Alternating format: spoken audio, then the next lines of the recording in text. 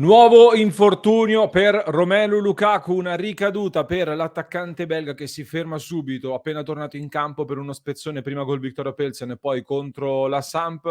Nuovo stop ed è la notizia purtroppo peggiore con cui si possa aprire questa nuova settimana per i nostri tifosi interisti e per la nostra Inter. È la notizia con cui apriamo quindi il contenuto di oggi, in cui andiamo ad approfondire lo stop di Romelu Lukaku e quello che è successo nell'ultimo weekend tra campo e spalti, o meglio curva, dovremmo dire in questo caso. E a tal proposito andrò a condividere con voi all'interno di questo contenuto una mia personale riflessione che faccio anche un po' a nome di Passione Inter proprio su questo tema all'interno appunto dell'episodio di oggi. Prima però, ben ritrovati amiche e amici Passione Interisti, nuovo episodio. Nelle prossime ore ci avvicineremo a Bayern Monaco Inter, gara che chiude il cammino di questa fase a gironi di UEFA Champions League. Vi ricordo quindi di iscrivervi subito al canale se non lo avete ancora fatto, in questo modo non vi perderete neanche uno dei nostri contenuti che andremo a realizzare proprio in vista della partita. Parliamo però subito dell'infortunio di Lukaku, perché è la notizia più importante del giorno sicuramente. Condivido il comunicato ufficiale diramato dall'Inter che parla di un Romelu Lukaku che ha sostenuto esami clinico-strumentali questa mattina all'Istituto Humanitas di Rozzano. Gli accertamenti hanno evidenziato un risentimento della cicatrice miotendinea del bicipite femorale della coscia sinistra. Le condizioni del giocatore saranno rivalutate tra qualche giorno. Questo il comunicato ufficiale. Parla quindi sostanzialmente di una ricaduta sullo stesso tipo di problema da cui appunto stava recuperando in queste settimane. Si è vista un'immagine diffusa da DAZN in cui si vede chiaramente che Lukaku durante Inter-Sampdoria, in quei pochi minuti avuti a disposizione nella parte finale della gara, dopo uno scatto ed un contrasto con il difensore della Samp Ferrari, si va proprio a toccare un po' la coscia, facendo quindi intravedere questa sorta di ricaduta rispetto all'infortunio che lo aveva tenuto fuori dal 27 agosto fino al 26 ottobre di fatto. Questo ovviamente è uno stop che complica di molto le cose, impone ulteriore cautela nel valutare le condizioni del giocatore e quindi anche il ritorno in campo. Il fatto che nel comunicato, come facevamo notare e come abbiamo detto più volte, si parli di nuove valutazioni tra qualche giorno anziché la prossima settimana o nelle prossime settimane, fa immaginare che non sia una ricaduta grave e che quindi non dovrebbe essere un comunicato un po' più incoraggiante. Diciamo però che di sicuro la partita col Bayern viene saltata, molto probabilmente, quasi sicuramente, anzi anche quella contro la Juventus del prossimo weekend. Al massimo potrebbe rivedersi tra Bologna o soprattutto Atalanta, ma con il mondiale alle porte e vista anche la tanta cautela che c'è stata fin qui, che non è bastato a fargli evitare questa ricaduta, il timore fondato è che Lukaku possa rivedersi soltanto a gennaio con la maglia dell'Inter. Su questo infortunio quindi volevo fare alcune riflessioni insieme a voi dopo aver letto tanti commenti nel club di Passione Inter e anche nel gruppo Telegram di Passione Inter. Personalmente ritengo questo stop, questo infortunio di Lukaku una notizia molto molto pesante, perché il ritorno di Lukaku da un punto di vista banalmente ambientale, diciamo così, aveva aggiunto secondo me tantissimo entusiasmo in queste ultime giornate ad un momento che già di per sé era molto positivo per la squadra e per i risultati. Quindi è uno stop che pesa tantissimo dal punto di vista proprio delle motivazioni ambientali e del gruppo, oltre che da un punto di vista banalmente tecnico. Lukaku è l'attaccante attorno al quale, lo abbiamo detto più volte, è stata probabilmente costruita o comunque si voleva costruire questa Inter. La sua assenza si è vista in tante partite importanti e io credo che anche scusate, Lautaro e Correa potessero beneficiare di una maggior presenza dell'attaccante belga. A questo punto, questo ulteriore stop impone innanzitutto, secondo me, un turnover importante, soprattutto per quanto riguarda gli attaccanti in questa gara contro il Bayern Monaco, che è sicuramente meno importante delle prossime 3 gare di campionato che andremo ad affrontare. Gli attaccanti stanno tirando avanti la squadra da diverso tempo, mi riferisco soprattutto a Lautaro Martinez ed Edin Dzeko, per cui io mi aspetto delle soluzioni anche creative e una gestione dei minutaggi decisamente attenta da parte dello staff tecnico dell'Inter, perché appunto, come dicevo, le 3 partite di campionato che ci aspettano tra Juve, Bologna e Atalanta da qui al mondiale sono sicuramente molto più importanti rispetto a quella col Bayern, dal punto di vista degli obiettivi ovviamente che ci siamo prefissati per questa stagione. Detto questo, permettetemi di dire che trovo insensato in questo momento il paragone che vedo fare da molti tra quotidiani e anche tifosi interisti, il paragone con Pogba per quanto riguarda Lukaku. Così come mi sembra francamente scorretto parlare oggi, in questo momento, di scelta sbagliata nell'aver riportato Lukaku a Milano alla luce di questi infortuni. Intanto ricordiamoci sempre che Pogba ha una storia di infortuni decisamente diversa. Negli ultimi 3 anni al Manchester United è stato fuori per oltre 450 giorni, ho letto un dato di questo tipo, ha saltato di fatto 1 anno e mezzo negli ultimi 3. Per Lukaku questo invece è di fatto il peggior infortunio della sua carriera, non è mai stato fuori così a lungo in carriera e non era sicuramente prevedibile, per cui parlare col senno del poi è abbastanza semplicistico. Allo stesso tempo ora, dei ragionamenti però vanno fatti in maniera piuttosto seria. L'Inter ha molto bisogno di Lukaku e, se lo ritrova può davvero, secondo me, sognare una rimonta che sembra quasi impossibile, ma tra poco ne riparliamo.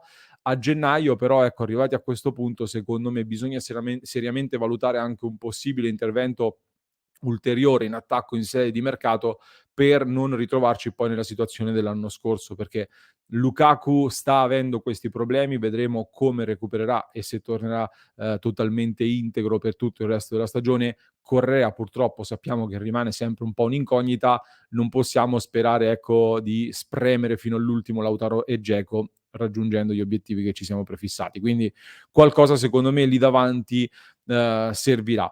Prima di arrivare al discorso della curva, però, accennavo, come detto, al flash sul campionato e al weekend di campionato che si è chiuso. Condivido la classifica per chi ci segue da YouTube, la leggo per chi ci ascolta in podcast. La classifica che dopo questo fine settimana vede il Napoli in vetta con 32 punti, l'Atalanta insegue a 27, Milan a 26, Lazio a 24, così come l'Inter che ha agganciato la Lazio e in attesa della Roma che giocherà nelle prossime ore contro il Verona, c'è la Juventus lo stesso a quota 22, così come l'Udinese che non vince da 4 partite e quindi è stata un po' riassorbita dopo il tentativo di fuga iniziale. E la prima cosa da sottolineare intanto è che l'Inter riaggancia la Lazio e si porta anche a distanza ravvicinata rispetto al Milan, quindi il terzo e quarto posto sono lì vicini all'Inter. E a tal proposito, sempre in attesa della Roma, come dicevo, la prima cosa che mi viene da dire è,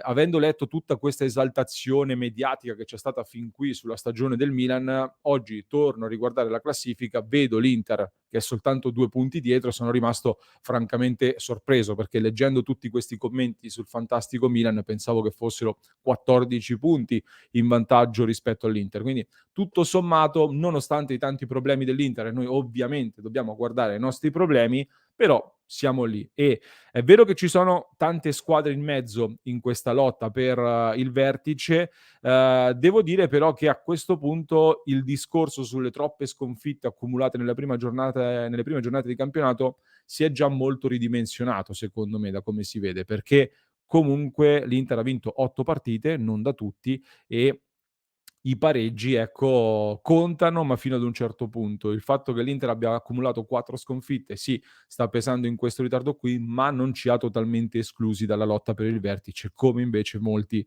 pensavano. È chiaro che, parlando di lotta per il vertice, immaginando una lotta per lo scudetto, oggi sembra quasi impossibile poter pensare di lottare con questo Napoli, soprattutto se il Napoli continua ad andare avanti in questo modo. Però mai dico mai, dico senza volerci esaltare troppo. Io intanto penso che l'Inter debba avere l'obiettivo di non peggiorare il proprio distacco dalla vetta prima della sosta. Questo è assolutamente fondamentale. Poi è importantissimo innanzitutto vincere questi scontri diretti, anche per guadagnare un po' di terreno sulle dirette concorrenti in zona di alta classifica, perché, già alcuni scontri diretti li abbiamo persi con la stessa Udinese, con la Lazio e il Milan. Affrontando Juve e Atalanta sarebbe già importante cercare di vincere questi scontri diretti, tanto per la classifica quanto proprio per il confronto con queste squadre. Poi però se riesce a mantenere soprattutto questa distanza dalla vetta e non diventa più ampia, ricordiamoci sempre che dopo il mondiale bisogna ancora giocare 2 scontri diretti proprio con il Napoli, quindi varrebbero in palio, ci sarebbero 6 punti sugli 8 di distacco che ci sono attualmente. Quindi con calma, ma proseguiamo passo dopo passo, non facciamo, diciamo aumentare questo distacco prima della sosta e poi però negli scontri diretti giochiamocela. Chiaro che un Lukaku in più farebbe nettamente la differenza e io torno a ribadire l'importanza di Lukaku perché può risolverti tante partite come fa ad esempio Osimhen per il Napoli. I bomber alla fine sono sempre loro quelli che ci mettono qualcosa in più e più volte in questi anni da quando Osimhen è al Napoli ho detto che la stagione del Napoli può essere molto buona con il rendimento di Osimhen. Se Osimhen fa bene, il Napoli fa bene, se Osimhen fa molto bene, allora il Napoli può fare qualcosa di straordinario e vincere. Quindi lo stesso penso, dal mio punto di vista valga per Lukaku nell'Inter oggi. Per cui gara dopo gara, adesso arriviamo a questa sosta, portiamo a casa cerchiamo di vincere questi scontri diretti e cerchiamo di recuperare al meglio Lukaku per cercare di fare qualcosa che ad oggi sembra francamente improbabile, ma chi lo sa.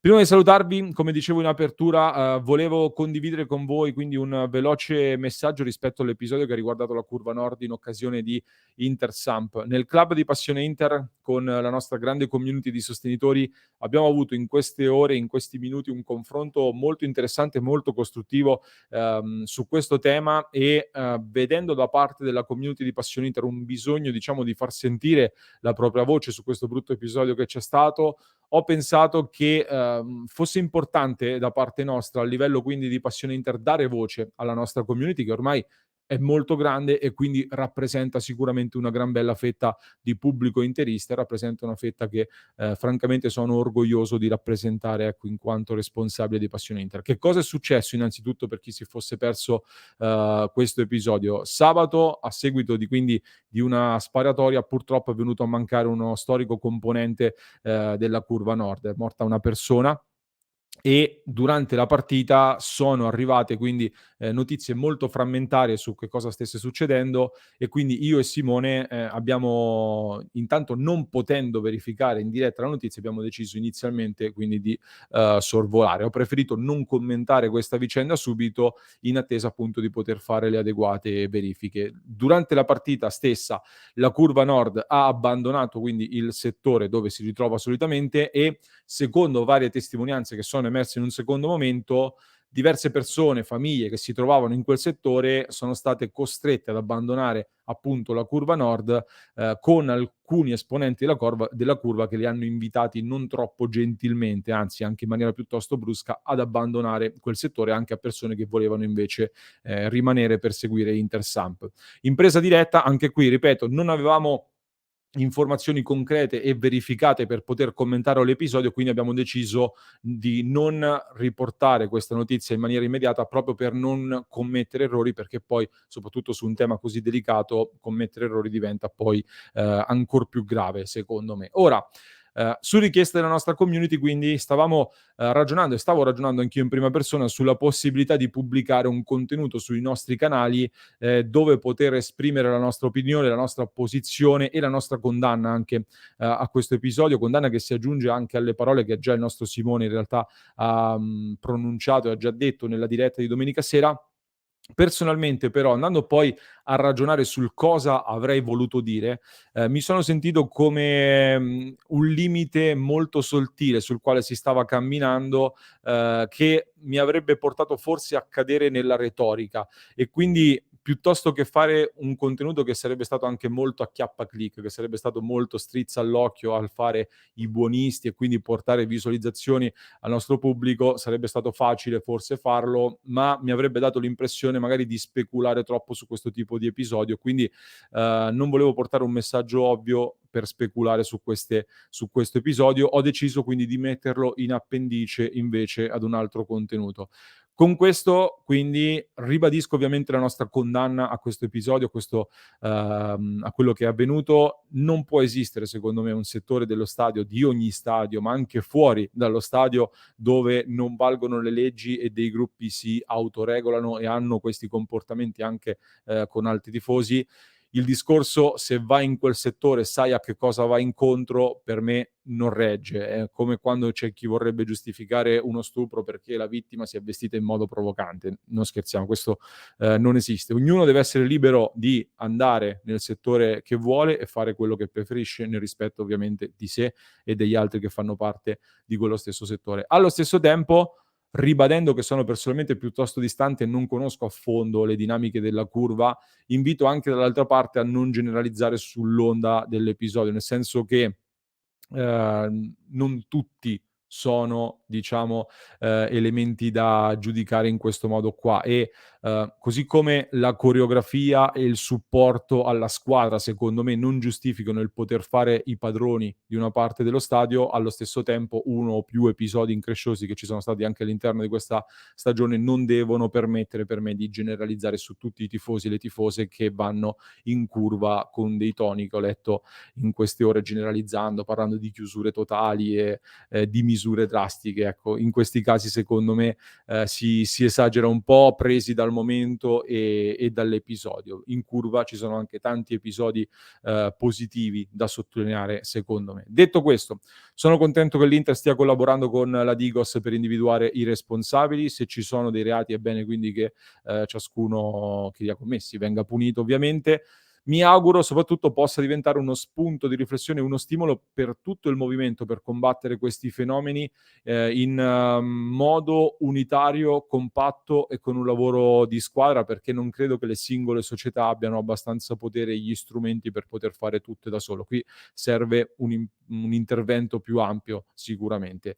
E con questo chiudiamo questo brutto capitolo, torniamo al campo, speriamo di dover parlare sempre e solo di quello ed in maniera positiva per la nostra Inter ovviamente. Ci rivediamo in diretta alle 19:30, in descrizione vi lascio un altro approfondimento su Inter Samp e su delle questioni di campo che forse potrebbero esservi sfuggite, quindi lo trovate in descrizione per chi ci ascolta in podcast, per chi ci segue su YouTube invece lo trovate qui e vi basta cliccare.